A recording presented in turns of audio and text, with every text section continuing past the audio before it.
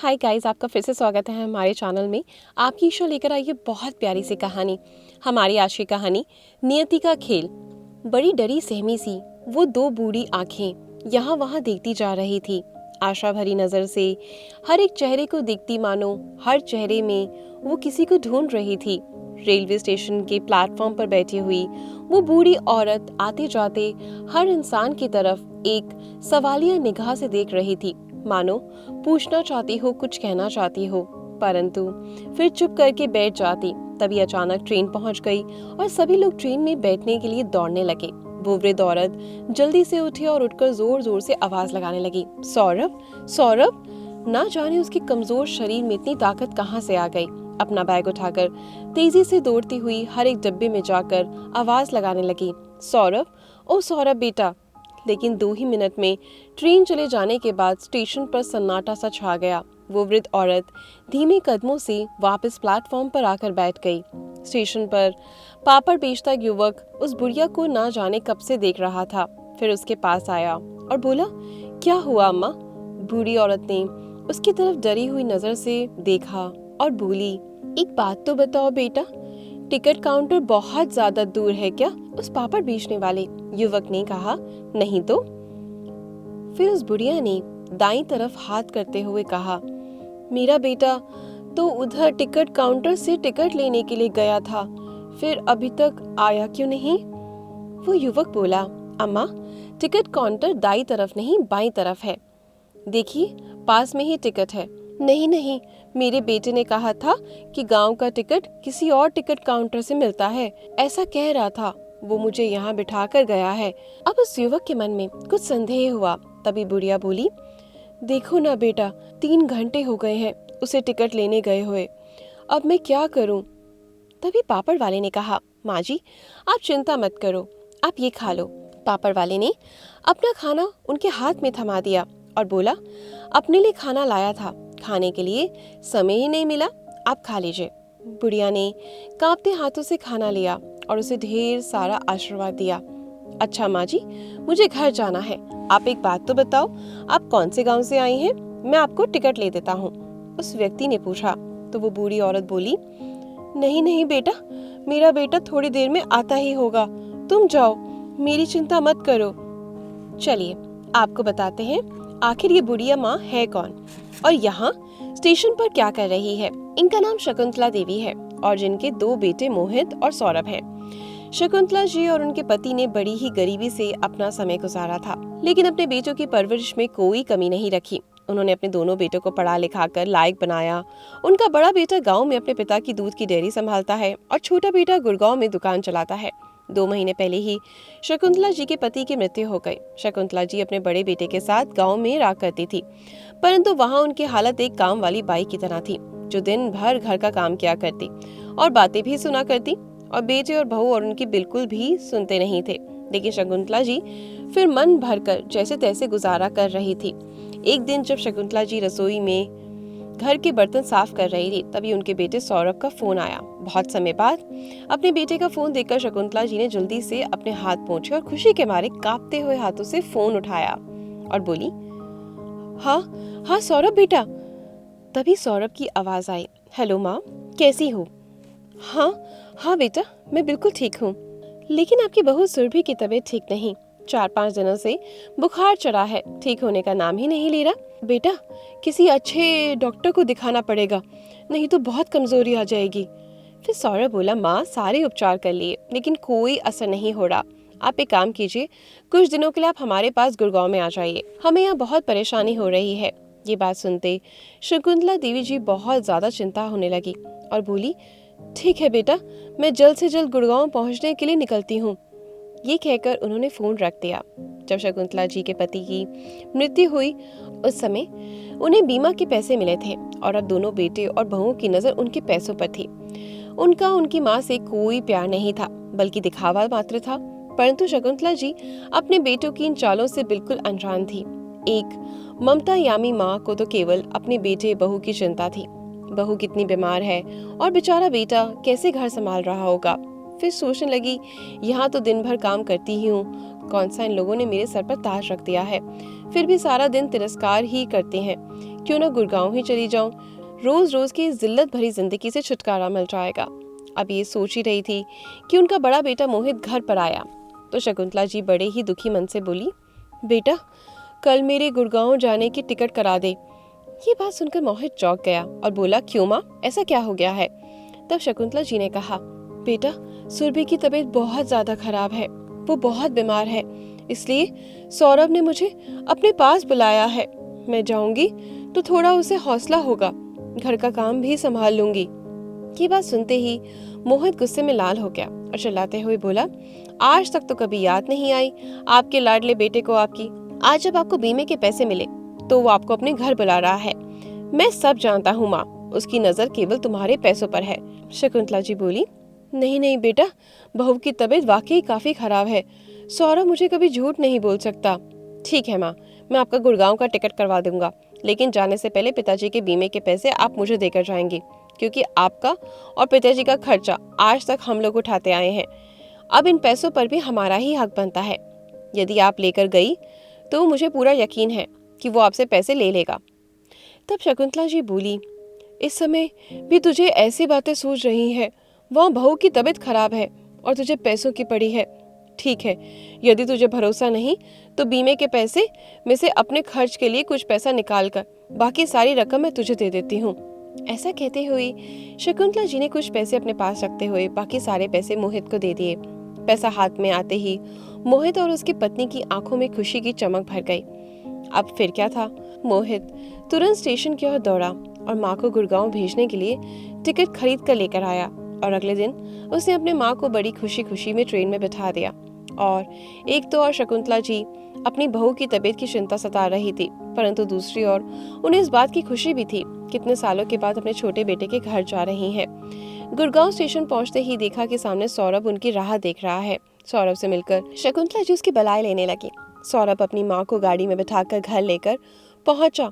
अपनी बहू से मिलते ही शकुंतला जी बोली, बहू मैं आ गई हूँ, अब तो चिंता मत कर, कोई जरूरत नहीं, देखना मैं तेरा ध्यान और तेरी सेवा इतने अच्छे से करूंगी, तुझे पूरे तरीके से ठीक कर दूंगी। तभी उनकी बहू सुरभि बोली, लेकिन माँ जी मुझे सेवा से ज्यादा दवाइयों की जरूरत है। फिर शकुंतला जी ने कहा, तो दवाइयाँ ले क्यों नहीं रही? तभी सुरभि बोली, माँ जी दवाइयाँ कहाँ से लेते, आपके बेटे की कुछ कमाई है ही कहाँ, सारा दिन दुकान पर मक्खियाँ मार कर आ जाते हैं। ये सुनकर शकुंतला जी का बड़ा दुख हुआ। फिर बोली, बहू अब मैं आ गई हूँ, अब ना तुझे कोई दवाइयों की जरूरत होगी, मैं अपने देसी नुस्खे से बना काढ़ा तुम्हें पिलाऊंगी, तुम देखना तुम बिल्कुल ठीक हो जाओगी। शकुंतला जी बड़े प्यार से अपनी बहू के लिए काढ़ा बनाकर लाई, उसे पिलाया, फल काट कर दोनों को खिलाए। अब जैसे ही शकुंतला जी सब्जी तरकारी खरीदने के लिए घर से बाहर गई तो सुरभि ने सौरभ से कहा, तुम्हारी माँ तो ये जहर जैसे काढ़े पिला पिलाकर मुझे सच में बीमार कर देगी, क्या करूं? सौरभ, मैंने तो सोचा है कि माँ आएगी तो दवाइयों के नाम पर कुछ पैसे हमें दे देगी, इसलिए बीमारी का बहाना बनाया था, लेकिन माँ ने तो अपने देसी नुस्खे अपनाने शुरू कर दिए। सुरभि बोली, तुम्हारी माँ से पैसे निकलवाना इतना आसान नहीं, कुछ करना होगा। बस फिर क्या था, सौरभ अपनी माँ से कुछ पैसे मांग लेता, कभी सुरभि किसी न किसी बहाने से अपनी सास से पैसे ऐंठ ही लेती। शकुंतला जी उन्हें चुपचाप पैसे दे देती, क्योंकि उन्हें लगता कि उनके बेटे की दुकान पर काम नहीं है, इसलिए मदद करना उनका फर्ज है। अब इस तरह करते करते किसी न किसी बहाने से वो दोनों अपनी माँ से पैसे निकलवा लेते और बहू पर काम का ज्यादा भार न पड़े, इसलिए इस उम्र में भी शकुंतला जी जैसे तैसे रसोई का घर का सारा काम निपटा दिया करती और पूरे घर की सफाई बर्तन जैसे काम भी करवा देती, जैसे ही उनकी शुरू से आदत थी।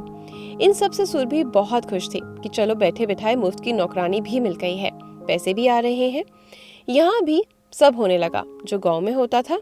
शकुंतला जी दिन भर काम करती, बहू आराम फरमाती, लेकिन एक दिन शकुंतला जी का रसोई घर में काम करते हुए हाथ जल गया। उनके हाथ में बुरी तरीके से छाले पड़ गए, जिस कारण अब वो काम नहीं कर पाती। सारा काम वापस सुरभि पर आ गया। ऊपर से जब सौरभ ने उनसे कहा कि माँ इस महीने माँ काफी खर्चा हो गया है, मुझे पिताजी के बीमे के पैसे में से कुछ पैसे चाहिए, तो शकुंतला जी ने बोला, बेटा मेरे पास तो कोई पैसा नहीं, जो तुम्हारे पापा के बीमे के पैसे मिले थे वो तुम्हारे बड़े भाई ने ले लिए, और उनमें से जो पैसा बचा कर मैं यहाँ लाई थी वो तुम लोगों ने ले लिया। मेरे पास तो अब गांव जाने के टिकट का पैसा भी नहीं, मैंने सारे पैसे तो तुझे दे दिए, अब मेरे पास एक भी पैसा नहीं बचा। अपनी माँ की बात सुनकर सौरभ एकाएक गुस्से में आ गया। तुमने सारा पैसा मोहित भैया को दे दिया, तुमने हमारे लिए कोई पैसा नहीं छोड़ा। यहाँ पर आकर तुमने खर्चा ही कितना किया है और कहती हो सारा पैसा खत्म हो गया। क्या आपको दिखाई नहीं दिया आपके बेटे का काम धंधा अच्छा नहीं चल रहा? जब सारा पैसा अपने बड़े बेटे को देकर आई हो तो उसी के साथ जाकर रहो। शकुंतला जी ने कहा, बेटा तुम्हारा काम धंधा नहीं तो इतना खर्च क्यों करते हो? अगर पहले ही भविष्य को सोचकर कुछ बचा लिया होता तो आज ये नौबत नहीं आती। शकुंतला जी की बातें सुनकर सुरभि बदतमीजी से बोली, ज्यादा भाषण देने की कोई जरूरत नहीं, यहाँ हमारा खर्चा भी बड़ी मुश्किल से होता है, अब हम आपका बोझ नहीं उठाएंगे।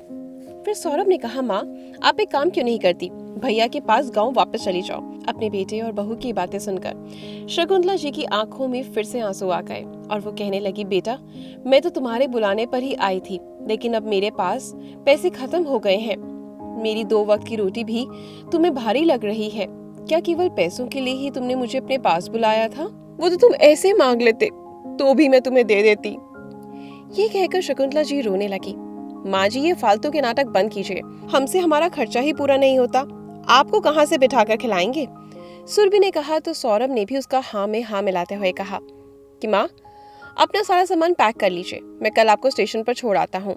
अब अपने छोटे बेटे और बहू की बातें सुनकर शकुंतला जी अचंभित रह गई। उन्होंने तुरंत अपने बड़े बेटे मोहित को फोन किया, रोते रोते उसे सारी बात सुनाई। फिर मोहित बोला, माँ हमने तो आपको इतने साल रखा है तो क्या हुआ, कुछ समय वो भी रख लेंगे तो उनका भी तो कुछ फर्ज बनता है, आपका सारा बोझ हम ही क्यों उठाए? अब आपको यहाँ पर आने की कोई जरूरत नहीं, वहीं रहिए। इतना कहकर मोहित ने फोन काट दिया।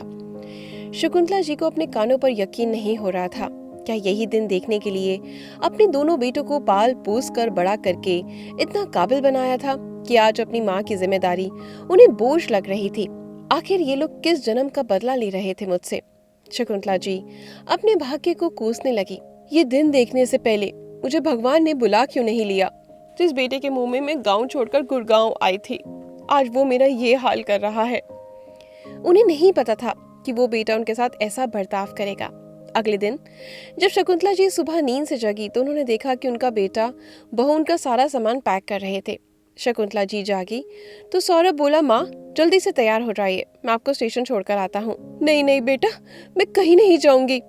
तभी सुरभि बोली, जब हमने आपको जाने को कहा तो जाती क्यों नहीं?